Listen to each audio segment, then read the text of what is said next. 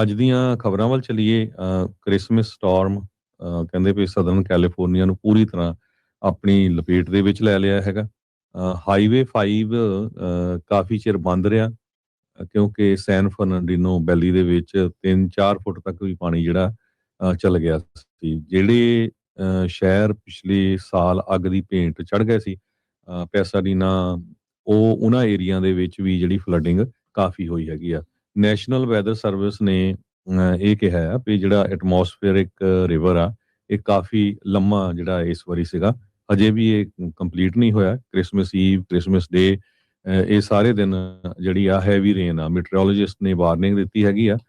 Multiple ਐਟਮੋਸਫੇਰਿਕ reverse across California ਆ ਸਕਦੇ ਆ ਇਸ ਹੌਲੀਡੇ ਟਰੈਵਲ ਸੀਜ਼ਨ ਦੇ ਦੌਰਾਨ। ਸੋ ਜੀ ਜਿਸ ਤਰ੍ਹਾਂ ਪਹਿਲਾਂ ਹੀ ਦੱਸਿਆ ਸੀ ਵੀ ਸਾਰੇ ਜਣੇ ਬੜੇ ਧਿਆਨ ਦੇ ਨਾਲ ਡਰਾਈਵ ਜੇ ਆ ਉਹ ਕਰਨਾ ਚਾਹੀਦਾ ਹੈਗਾ ਆ। ਤੇ ਸਨੋ ਵੀ ਕਾਫੀ ਜਿਹੜੀ 7500 ਫੁੱਟ ਤੋਂ ਉਚਾਈ ਵਾਲੀਆਂ ਹੈਗੀਆਂ ਪਹਾੜੀਆਂ, ਉਹਨਾਂ ਦੇ ਉੱਤੇ ਬਹੁਤ ਜ਼ਿਆਦਾ ਜਿਹੜੀ ਪਈ ਹੈਗੀ ਆ। ਲੇਕ ਤਾਹੋਏ ਵਾਲੇ ਏਰੀਏ 'ਚ ਵੀ ਬਹੁਤ ਜ਼ਿਆਦਾ ਜਿਹੜੀ ਸਨੋ ਆ ਉਹ ਪਈ ਹੈਗੀ। ਸੋ ਲਗਾਤਾਰ ਪੈ ਰਹੀ ਹੈ। ਅੱਜ ਵੀ ਹਰਜੋਤ ਸਿੰਘ ਜੀ ਬਹੁਤ ਸਾਰੇ ਥਾਵਾਂ ਦੇ ਉੱਤੇ ਬਰਫ਼ਬਾਰੀ, ਮੀਂਹ ਉਸ ਦੀ ਮਾਰ ਜਿਹੜੀ ਉਹ ਰਹੇਗੀ।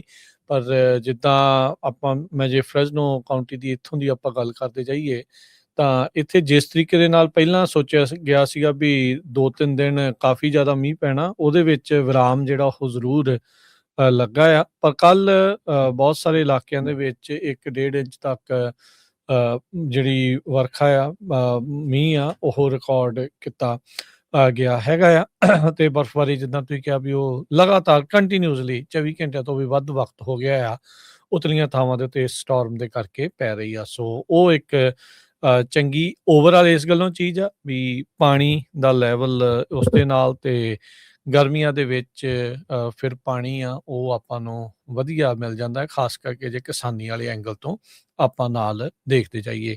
ਸੋ ਵਿੰਟਰ ਸਟਾਰਮ ਦੇ ਕਰਕੇ ਇਕੱਲਾ ਕੈਲੀਫੋਰਨੀਆ ਦੇ ਵਿੱਚ ਨਹੀਂ, ਅਮਰੀਕਾ ਦੇ ਹੋਰ ਹਿੱਸਿਆਂ ਦੇ ਵਿੱਚ ਵੀ ਜਿਹੜੇ ਵਿੰਟਰ ਸਟਾਰਮ ਆ ਉਹਨਾਂ ਨੇ ਮਾਰ ਕੀਤੀ ਹੋਈ ਆ। ਅਪਰ ਮਿਡਵੈਸਟ ਦੇ ਵਿੱਚ ਕਹਿੰਦੇ ਵੀ ਇੱਕ ਸਿਸਟਮ ਆ ਰਿਹਾ ਆ ਜੋ ਕਿ ਮਿਡਵੈਸਟ ਤੋਂ ਲੈ ਕੇ ਨਾਰਥ ਈਸਟ ਦੇ ਹੇਠਲੇ ਇਲਾਕਿਆਂ ਦੇ ਵਿੱਚ ਕਾਫੀ ਜਿਹੜੀ ਆ ਉਹ ਬਰਫ਼ਬਾਰੀ, ਫਰੀਜ਼ਿੰਗ ਰੇਨ ਲੈ ਕੇ ਆਵੇਗਾ। ਮਿਨੀਐਪੋਲਿਸ, ਵਿਸਕੌਨਸਨ ਦੇ ਵਿੱਚ ਅੱਜ ਕਾਫੀ ਜ਼ਿਆਦਾ ਫਰੀਜ਼ਿੰਗ ਰੇਨ ਪੈਣ ਦੀ ਸੰਭਾਵਨਾ ਆ। ਉੱਧਰ ਕੱਲ ਨੂੰ ਜਿਹੜੀ ਆ ਇੱਥੇ ਕਾਫੀ ਜ਼ਿਆਦਾ ਸਨੋ ਤੇ ਰੇਨ ਪੈਂਸਿਲਵੇਨੀਆ ਵਾਲੇ ਇਲਾਕਿਆਂ ਦੇ ਵਿੱਚ ਦੱਸੀ ਜਿਹੜੀ ਉਹ ਜਾ ਰਹੀ ਆ। ਜਦ ਆਫ ਦੀ ਏਅਰ ਬਹੁਤ ਸਾਰੇ ਜਿਹੜੇ ਟਰੱਕਰਸ ਆ ਹਰਜੋਤ ਸਿੰਘ ਜੀ ਕਾਲ ਕਰਦੇ ਆ, ਤਾਂ ਉਹ ਦੱਸਦੇ ਆ ਵੀ ਜਿਹੜਾ ਈਸਟ ਵਾਲੇ ਪਾਸੇ ਬਹੁਤ ਸਾਰੇ ਇਲਾਕਿਆਂ ਦੇ ਵਿੱਚ ਇੰਨੀ ਕੁ ਜ਼ਿਆਦਾ ਜਿਹੜੀ ਸਨੋ ਤੇ ਆਈਸ ਜਿਹੜੀ ਹੋਈ ਆ, ਜਿਹਦੇ ਕਰਕੇ ਕੰਮ ਬਹੁਤ ਜ਼ਿਆਦਾ ਸਲੋ ਸਪੀਡ ਦੇ ਵਿੱਚ ਜਿਹੜਾ ਉੱਥੇ ਚੱਲ ਰਿਹਾ ਆ। ਲੋਕਾਂ ਦੇ ਜਿਹੜੇ ਟਰੈਵਲ ਪਲਾਨਸ ਆ ਉਹਨਾਂ ਉੱਤੇ ਵੀ ਇਸ ਸਟਾਰਮਸ ਨੇ ਅਸਰ ਪਾਇਆ ਹੈਗਾ ਆ। ਸੋ ਸਾਰੇ ਜਾਣੇ, ਖਾਸ ਕਰਕੇ ਜਿਹੜੇ ਟਰੱਕਰਸ ਉਹਨਾਂ ਇਲਾਕਿਆਂ ਦੇ ਵਿੱਚ ਚੱਲਦੇ ਨੇ, ਉਹਨਾਂ ਨੂੰ ਵਿਸ਼ੇਸ਼ ਧਿਆਨ ਰੱਖਣ ਦੀ ਵੀ ਗੱਲ ਜਿਹੜੀ ਉਹ ਦੱਸੀ ਗਈ ਹੈਗੀ ਆ। ਆਪਣੇ ਨਾਲ ਉੱਦਾਂ ਦਾ ਸਮਾਨ ਰੱਖੋ ਵੀ ਜਸਟ ਇਨ ਕੇਸ ਤੁਸੀਂ ਕੋਈ ਇਹੋ ਜਿਹੀ ਥਾਂ ਦੇ ਉੱਤੇ ਫਸ ਜਾਂਦੇ ਆ, 1-2 ਜੈਕਟਾਂ ਜਿਹੜੀਆਂ ਹੋਣ, ਤੇ ਆਪ ਜਿਹੜਾ ਵਾਰਮ ਤੁਸੀਂ ਰਹੋ, ਨਿੱਘੇ ਰਹੋ, ਉਸ ਦੀ ਜਿਹੜੀ ਉਹ ਤੁਹਾਨੂੰ ਜਿਹੜੀ ਜ਼ਰੂਰਤਾਂ ਜਿਹੜੀਆਂ ਆ ਉਹ ਆਪਣੀਆਂ ਪੂਰੀਆਂ ਨਾਲ ਲੈ ਕੇ ਹੀ ਚੱਲਿਆ ਜਿਹੜਾ ਹੋ ਜਾਵੇ। ਕਈ ਵਾਰੀ ਲੋਕ ਅਜਿਹੀਆਂ ਥਾਵਾਂ ਦੇ ਉੱਤੇ ਸਟਾਰਮਸ ਦੇ ਵਿੱਚ ਫਸ ਜਾਂਦੇ ਆ, ਤੇ ਅਕਸਰ ਇਹੋ ਜਿਹੇ ਮੌਸਮ ਦੇ ਵਿੱਚ ਮਲਟੀ ਕਾਰ ਐਕਸੀਡੈਂਟਸ ਜਿਹੜੇ ਉਹ ਆਪਾਂ ਨੂੰ ਦੇਖਣ ਨੂੰ ਮਿਲਦੇ ਰਹਿੰਦੇ ਆ। ਸੋ ਸਪੀਡ ਆਪਣੀ ਪਹਿਲਾਂ ਹੀ ਸਲੋ ਕਰਕੇ ਰੱਖੀ ਜਾਵੇ। ਜੀ,